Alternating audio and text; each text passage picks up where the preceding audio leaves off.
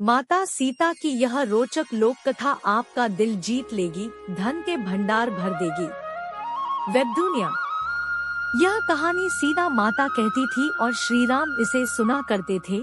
एक दिन श्री राम भगवान को किसी काम के लिए बाहर जाना पड़ गया तो सीता माता कहने लगी कि भगवान, मेरा तो 12 वर्ष का नित्य नियम है, अब आप बाहर जाएंगे तो मैं अपनी कहानी किसे सुनाऊंगी।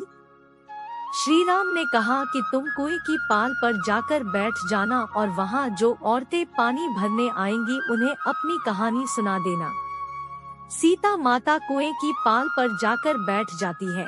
एक स्त्री आई, उसने रेशम की जरी की साड़ी पहन रखी थी और सोने का घड़ा ले रखा था।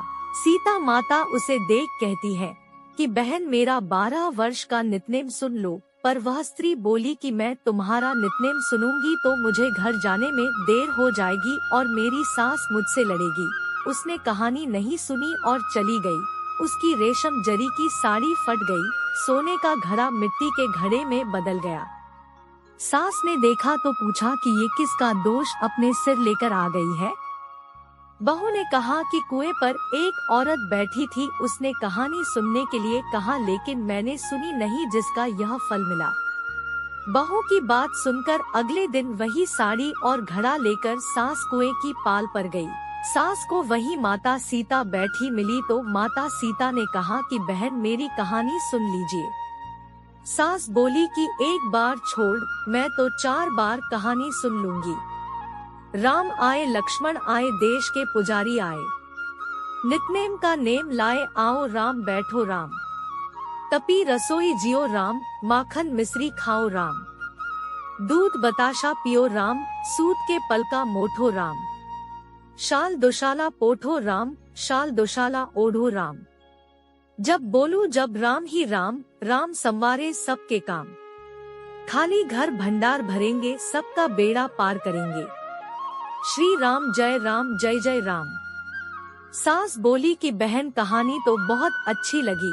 कहानी सुनकर सास घर चली गई और उसकी साड़ी फिर से रेशम जरी की बन गई। मिट्टी का घड़ा फिर सोने के घड़े में बदल गया। बहू कहने लगी, सासू माँ, आपने ये सब कैसे किया। सास ने कहा कि बहू, तू दोष लगा के आई थी और मैं अब दोष उतार कर आ रही हूँ। बहू ने फिर पूछा कि वह कुएं वाली स्त्री कौन है। सास बोली कि वे सीता माता थी। वे पुराने से नया कर देती है, खाली घर में भंडार भर देती है। वह लक्ष्मी जी का वास घर में कर देती है। आदमी की जो भी इच्छा हो उसे पूरा कर देती है। बहू बोली, किसी कहानी मुझे भी सुना दो। सास बोली कि ठीक है, तुम भी सुनो और सास ने कहानी शुरू की। राम आए, लक्ष्मण आए, देश के पुजारी आए, नित्नेम का नेम लाए, आओ राम बैठो राम, तपी रसोई जियो राम, माखन मिश्री खाओ राम, दूध बताशा पियो राम, सूत के पलका मोठो राम, शाल दोशाला पोठो राम, शाल दोशाला ओढ़ो राम।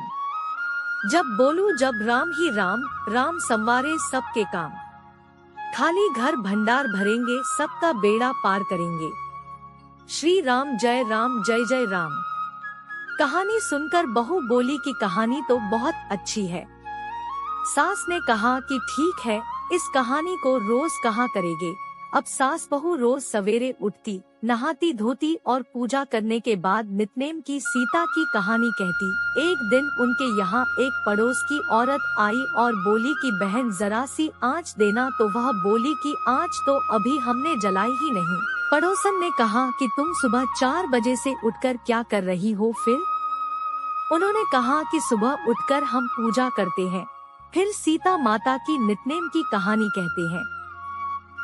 पड़ोसन ने उनकी बात सुनकर फिर कहा कि सीता माता की कहानी कहने से तुम्हें क्या मिला। वे बोली कि इनकी कहानी कहने से घर में भंडार भर जाते हैं, सारे काम सिद्ध होते हैं, मन की इच्छा भी पूरी होती है। पड़ोसन कहती है कि बहन, सी कहानी तो मुझे भी सुना दो फिर।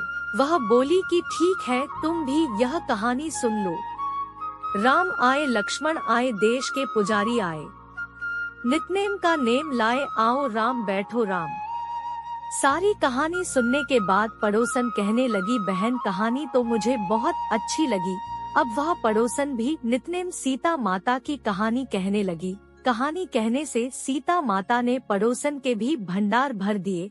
अब तो पूरे मोहल्ले में नितनेम की कथा चल पड़ी।